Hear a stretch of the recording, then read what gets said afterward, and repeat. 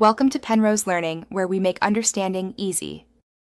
In this video, I will explain how to change a forward edge headlight. First, open your hood and find the headlight assembly. You'll need to remove two retaining bolts located on top of the assembly. Once those are out, gently pull the entire headlight assembly forward to gain access to the bulbs. This initial step makes the rest of the process much easier. Now that you have access, it's time to remove the old bulb.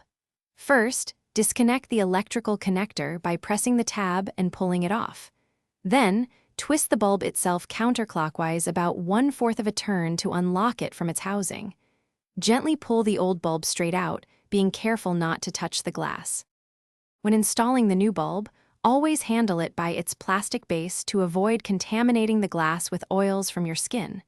Carefully insert the new bulb into the headlight housing, aligning the tabs. Once it's seated, twist the bulb clockwise about 1/4 of a turn until it locks firmly into place. This ensures a secure connection.